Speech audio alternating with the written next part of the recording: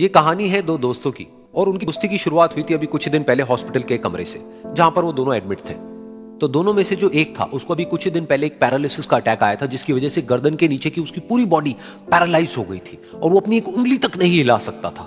और पूरे दिन जो भी नर्स उसके पास में आती वो उसको एक ही बात कहता कि मुझे कोई ऐसा इंजेक्शन दे दो जिससे कि मैं मर जाऊं, अब मैं और जीना नहीं चाहता, ऐसी जिंदगी का मैं क्या करूं। तो उसका जो दोस्त था उस कमरे में, क्योंकि वो चल फिर सकता था, तो रोज सुबह और रोज शाम को उस कमरे में खिड़की थी, उसके पास में जाकर के खड़ा हो जाता और अपने दोस्त को बताता कि उस खिड़की के बाहर क्या चल रहा है। बिल्कुल नीला आसमान है, सफेद बादल है, हल्की हल्की हवा चल रही है और कुछ पंछी उड़ रहे हैं। एक बहुत ही सुंदर बीच है जहां पर कुछ बच्चे मिट्टी के घरौंदे बना रहे हैं।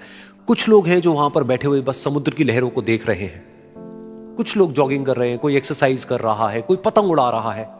वहां पर एक आइसक्रीम की स्टॉल है जहां पर कुछ लोग आकर के आइसक्रीम खा रहे हैं। और सनसेट के टाइम पे जो पानी है वो पूरा गोल्डन हो जाता है और चमकने लगता है।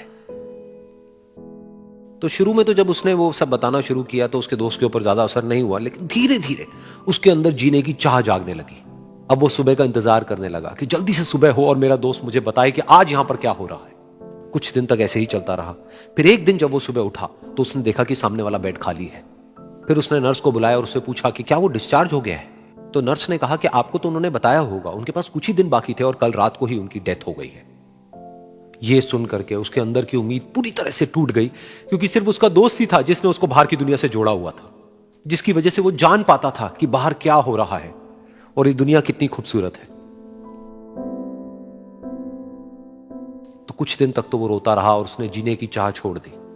लेकिन दूसरी ही तरफ से उसके अंदर कहीं ना कहीं एक नई चाह पैदा हुई कि काश मरने से पहले एक बार मैं खुद अपनी आंखों से देखूं इस खिड़की के बाहर कि दुनिया कैसी है। जैसे जैसे उसकी ये चाह बढ़ने लगी, उसको अपने अंदर एक अजीब सी एनर्जी महसूस होने लगी। और फिर एक दिन उसने अपनी पूरी ताकत लगा दी और किसी तरीके से वो बेड से नीचे गिरा और पकड़ पकड़ करके किसी तरह से उस खिड़की तक पहुंचा। फिर उस खिड़की को पकड़ करके वो खड़ा हुआ और खिड़की के बाहर देख लिया। लेकिन खिड़की के बाहर देखते ही वो गुस्से से भर गया।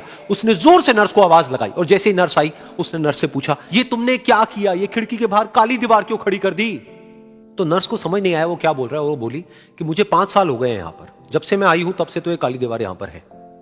तब जाकर के उसको समझ आया कि उसका वो दोस्त उससे झूठ बोल रहा था। और उसने नर्स से पूछा, अगर ये काली दीवार पिछले 5 साल से यहां पर है तो मेरे दोस्त ने मुझसे झूठ क्यों कहा। तो नर्स थोड़ा सा मुस्कुराई और बोली कि मैं ये तो नहीं जानती कि उन्होंने आपसे झूठ क्यों कहा, लेकिन मैं इतना जरूर जानती हूं कि जो भी कुछ उन्होंने आपसे कहा उसी वजह से आप अभी अपने पैरों पर खड़े हैं।